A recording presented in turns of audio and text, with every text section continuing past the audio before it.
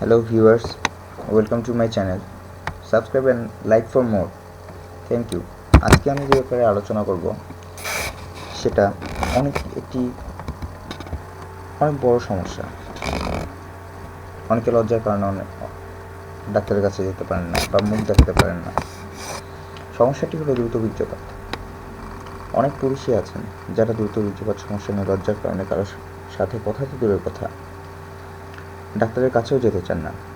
মানুষের মাঝে সচেতনতা বাড়ার কারণে এগুলো নিয়ে ডাক্তারের সাথে আলাপ করছে এবং তারা সুস্থতা লাভ করছে। আজকে আমাদের আলোচনা কীভাবে দ্রুত বীর্যপাত সমস্যা কমানো যায়।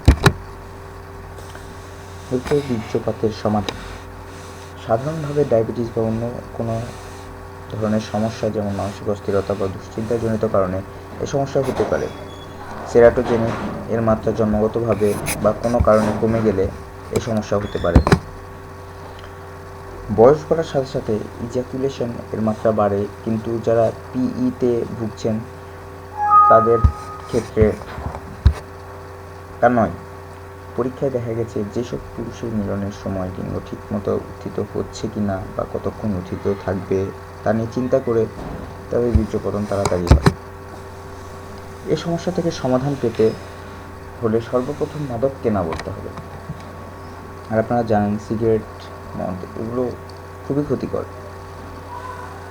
অধিক যৌন আবেগ থেকে দূরে থাকতে হবে। আপনি সবসময় এগুলো চিন্তা থেকে দূরে থাকবেন।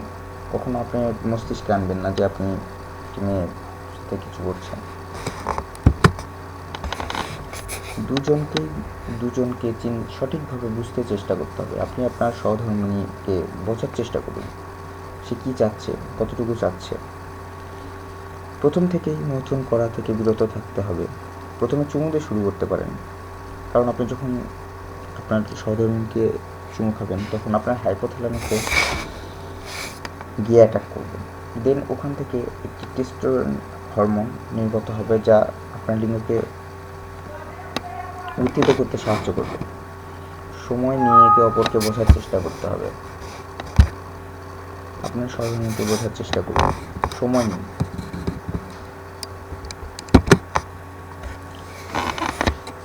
সর্বশেষ যেটা, বিভিন্ন থেরাপি দিয়ে ও যাদের কাজ হচ্ছে না তারা হোমিওপ্যাথিক ওষুধের সাহায্য নিলে ভালো হওয়ার সম্ভাবনা আছে বলে চিকিৎসকেরা দাবি করছে। আপনার স্বাস্থ্য বিষয়ক যে কোনো সমস্যার জন্য এখানে কমেন্ট করে জানান। তাছাড়া আপনার কোন ধরনের ভিডিও চান তাও জানাতে ভুলবেন না। ধন্যবাদ, ভালো থাকবেন, সুস্থ থাকবেন, অ্যান্ড ডেফিনেটলি যদি ভিডিওটা আপনাদের ভালো লাগে সাবস্ক্রাইব করতে ভুলবেন না। Thank you.